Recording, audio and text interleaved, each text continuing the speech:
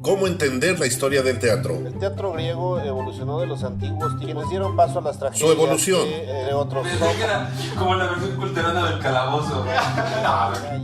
Solo podría ser con algún conocido, un amigo, o mejor aún, preguntarle a Los No Cuadernos. nada más ha hecho teatro, teatro chairo. Estado Brasil. Le dio miedo. Estamos de regreso aquí en Los Cuadernos, arteencorto.com, hablando de romanticismo con Daniel, y teníamos una pregunta pendiente que nos tienen al filo. El Benito Juárez. Sí. ¿Por qué Víctor Hugo consideraba a Benito Juárez su enemigo?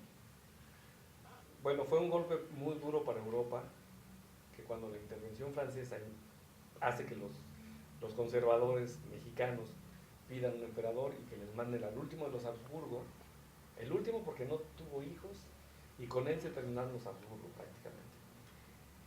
Cuando viene toda la escaramuza de la Reforma en México, viene Maximiliano y demás, viene el Benito Juárez, viene esta contraofensiva contra Maximiliano, lo apresan, lo fusilan y demás. Cuando sabe que está preso, antes de que juzguen a Maximiliano por invasor, Víctor Hugo le escribe una carta a Benito Juárez pidiéndole que, pues en nombre de la democracia, en nombre del buen nombre que tiene Benito Juárez en el mundo por haberse distinguido en su lucha antiimperialista, le perdone la vida a Maximiliano, que lo expulse nada más del país, y que esto lo va a hacer engrandecerse más aún, porque le da, o más bien porque le va a dar el tinte de un auténtico gobernador moderno. Para esto la carta llega unos meses después de que fusilaron a Maximiliano, y la carta también de Benito Juárez, que es muy emotiva, donde habla directamente, dice: logramos la defección del invasor. Defección es la palabra que usa Benito Juárez para hablar de Maximiliano. Eso Víctor Hugo no lo soporta, porque naturalmente él es uno de los defensores de los derechos humanos, y en una de sus cartas plantea un postulado que es muy elemental en términos de derechos humanos hasta la actualidad. El Estado, por democrático que sea, por democrático que se diga, no tiene derecho a decidir sobre la vida de un individuo. ¿Qué es defección? Defección es el sustantivo de defecar. O sea, quitaron lo defecado. Exacto. Entonces, para Benito Juárez, Maximiliano era una materia fecal. Bueno, se juega mucho la época es de muchos cambios, ¿no? Claro. Si regresamos un poco a los pues, ya metidos en México con Benito Juárez, a los románticos mexicanos, ¿quiénes son esos? ¿Y cómo llega el romanticismo a México? Muy buena pregunta. Curiosamente, el romanticismo a México no llega por España. España tiene una serie de conflictos internos tremendos que les heredó el hermano de Napoleón, Pepe Botella, porque también así como cuando Napoleón invade España, todos los entenados que se habían adjudicado a España se le van de la casa, es decir, todos los países hispanoamericanos, España también aprovechó el momento para que al momento de expulsar a los franceses, que fue más bien un hartazgo de los franceses que se retiraron, al momento de hacer esto dijeron: hay que aprovechar para quitar este concepto de monarquía. Y entonces empiezan aquí los liberales españoles, empiezan a hacer presión contra los realistas, y viene después todo un conflicto, viene una guerra civil, viene una revolución en España también, y esto hace que España esté en un caos total. Ya no tiene que estar cuidando a las colonias porque se le fueron de casa, e intenta, al contrario, empieza a hacer campaña para ver qué puede recuperar de lo perdido. En lo que España está en esto, en México, para empezar, una parte importante de las ideas de independencia llegan por las ideas de la Ilustración francesa. Recordemos que el cura Hidalgo, como resulta que es, habla francés, traduce un Tartufo de Molière, y no solamente él, muchos otros que están enterados de lo que ya ocurrió en Francia, pues quieren seguir esta tendencia de democratizar, y es cuando deciden hacer la independencia, viene todo el caos que conocemos de la guerra de independencia y demás, ya muchas de las ideas están muy arraigadas, particularmente las ideas liberales, estas ideas en las que es importante tener no solamente a un hombre, sino tener esta idea del parlamentarismo que sea el que rija, y empieza el romanticismo a entrar también por la poesía y demás. Es curioso porque también hay que considerar un fenómeno. En la época la lengua culta no era el inglés como ahora. En la época la lengua culta era la lengua francesa. Entonces hablar francés era muy común, en las escuelas se enseñaba más el francés y la poca gente o la mucha gente que tenía acceso a la educación tenía que saber latín y tenía que saber francés. Por ahí es donde comienzan a entrar. Entran por los curas. Entran por los curas, porque recordemos que los curas son las pocas personas que podían tener libros. Había una ley que prohibía la entrada de libros, particularmente en el caso de México, por los puertos o por cualquier otra vía. Y entonces, ¿qué es lo que ocurría? Con la entrada de libros, solamente podían entrar libros de religión, misales, Biblias. Y en francés y en latín. En francés y en latín. Pero, pues, bendito sea el contrabando y la piratería, los curas tenían las mejores bibliotecas.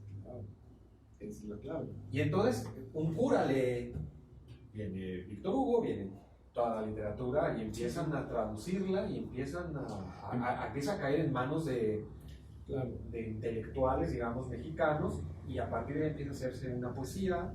Claro, empieza a hacerse toda una tradición, especialmente porque en México la tradición de la poesía es antiquísima.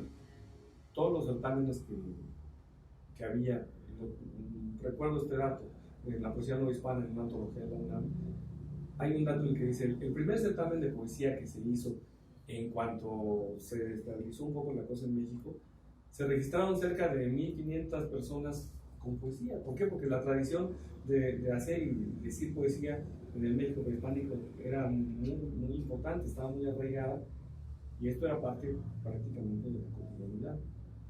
La diferencia con la poesía de este periodo es que ya tiene un poco estas ideas de insurgencia, le dan como los brillos para sentirse libre, autónoma y no medir tanto la expresión de los sentimientos.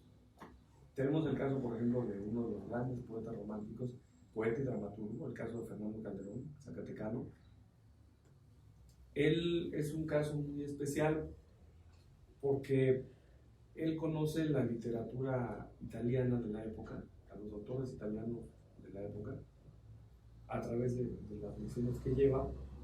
Se viene a estudiar de Zacatecas a la Ciudad de México, y en la Ciudad de México conoce ahí en San Ildefonso, conoce a todos los intelectuales de la época. Casi todos los maestros habían sido al menos novicios en los conventos, y ellos son los que traen la tradición, son los que conocían la tradición poética. Ahí leen naturalmente a Rousseau, a Voltaire, a todos ellos. ¿Cómo es posible que le hayan enseñado eso? O sea, que había en sus cabecitas de curas enseñando, Claro, todas las Cosas ideas tan subversivas. Sí, pues, Pero una pregunta, los románticos en México, donde ya no hay monarquía, se supone, en esa época ya no hay monarquía, ¿con quién se llevaban? pues se llevaban muy mal con el Estado. Eran igual de intensos y locos, o sea, andaban Sí. de amantes con quién sabe quién y Era un poco diferente porque de entrada las condiciones de México, el primer siglo de independencia, si recordamos, son 90 años de guerra que hay en el país. Entonces llegaba uno y intentaba poner las cosas a su gusto, y había o derrocamiento o el Congreso. Bueno, muchos de los generales de la guerra de reforma eran poetas y eran literatos, o sea, eran gente de guerra y gente de literatura. El hermano de Lerdo de Tejada es músico y es poeta y tiene unas composiciones. Y loco. Sí, porque era una tradición, porque también recordemos que eran de las pocas personas que sabían leer y escribir. Por lo mismo, en México el analfabetismo era muy, muy alto.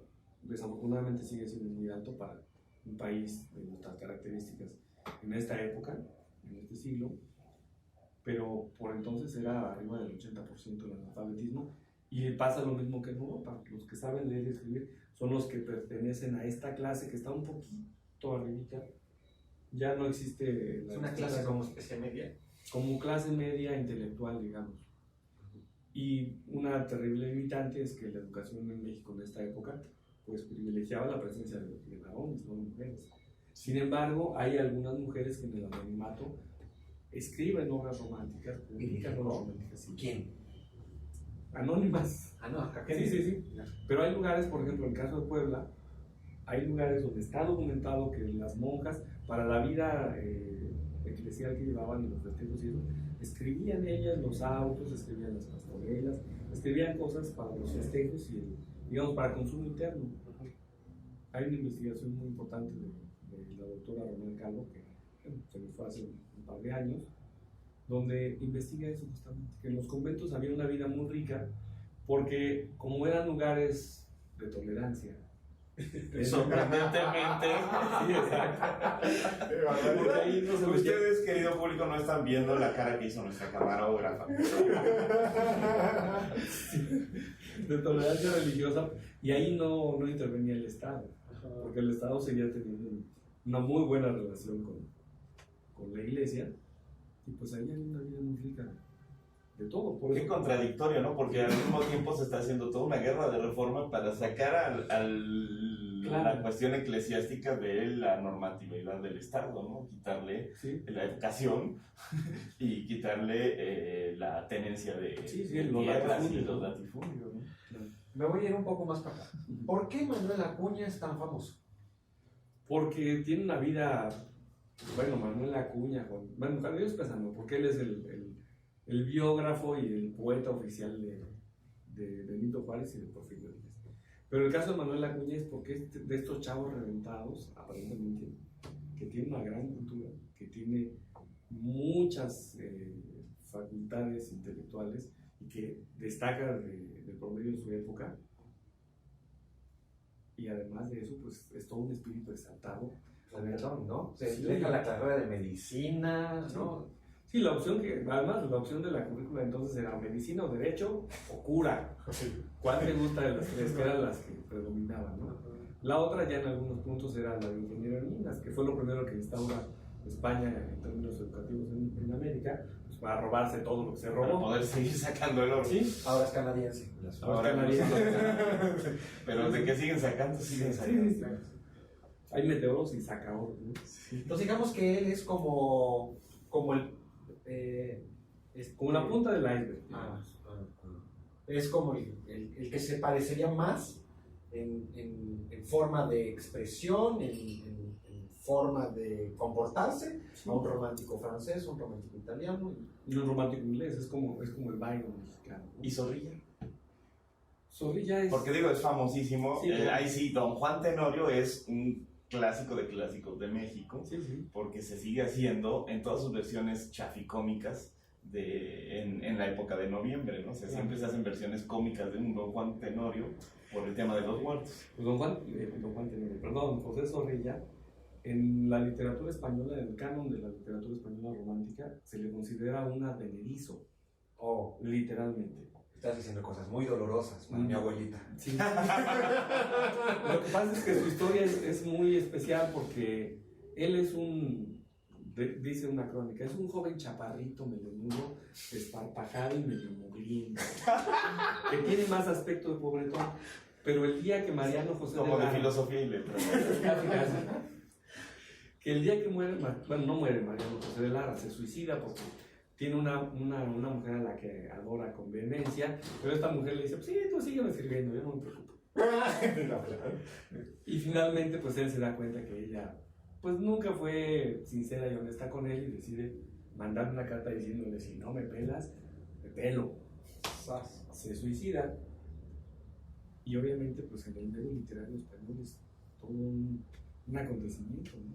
Porque además tiene, por si fuera poco, históricamente el peso de que es el primer individuo que se suicida en España que es enterrado en tierra santa, en un panteón. Así de pesado es el caso de Mariano José de Lara. Cuando antes el que se moría lo enterraban de noche con 2 o 3 personas y lo echaban a la fosa común. A él le hacen un monumento y todo, y van todos los jóvenes poetas viejos y de todas las edades, van al sepelio, y en la tumba, cuando están a punto de bajar el cajón, todo el mundo empieza a recitar algo. Ya cuando están a punto de bajarlo, viene este muchacho flaco, palicucho, desparpajado y melenudo. Y dice, yo quiero leer algo, por favor. Y lee unos versos malísimos que él hizo en honor a Mariano José de Larra. Pero estaba todo el mundo tan conmovido y fueron los últimos que dijeron, sí, este es el joven poeta que nosotros buscábamos. Y se gana el afecto de los distintos poetas que ya para entonces trabajaban en la función pública en España. Y con esto se acomoda de una manera milagrosa. Él, un día antes de la muerte de Mariano José de Larra, hasta antes de las 4 de la tarde, era el auténtico don nadie. A las 10 de la noche... Una historia de éxito más. Ya era el joven triunfador. Qué fuerte lo que estás diciendo para el corazón de mucha gente. Dicen por ahí que la oportunidad es un clavo de oro en el pared donde los afortunados cuelgan su sombrero. Pues sí. Qué fuerte. De ahí este hombre, que además le da mucho al chupirul, empieza a hacer poesía, realmente unas poesías. En el canon español, todos los españoles dicen, es una poesía mediocre. Lo empiezan a defender hace como 30 años, realmente. En México lo adoran y demás, pero dicen, qué bueno que Llegó a poderse con Maximiliano aquí. Claro, porque Maximiliano pues era muy liberal. Y entonces dijo, mándenme a algún buen funcionario porque necesito organizar la compañía imperial del Teatro en México. Y le mandan al que no quieren allá. Esa es la realidad. ¿Quién se quiere ir a México? Sí, Manden a ese. Manden al mugroso. porque han venido varios, incluso viene acá Antonio García Gutiérrez y otros tantos que vienen a probar fortuna, pero dicen, no, pues yo me la paso mejor allá, ¿no? Acá lo que es muy bueno pues es que te puedes hacer rico haciendo cualquier cosa y como eres español, tienes todas las ventajas que da el gobierno español y tienes todas las ventajas en la época de Maximiliano de siendo europeo triunfar y hacer lo que quieras, ¿no? Pues eso que ya eso viene prácticamente y se hace muy famoso por eso. Ok, pues vámonos a corte con la fama y fortuna de José Zorrilla en las Venedas. ¿Cómo entender la historia del teatro? El teatro griego evolucionó de los antiguos, quienes dieron paso a las tragedias. Su evolución. De otros. Pensé que era como la versión culterana del calabozo. Solo podría ser con algún conocido, un amigo, o mejor aún, preguntarle a Los Cuadernos. No nada más ha hecho teatro, teatro chairo. Estado Brasil. Le dio miedo.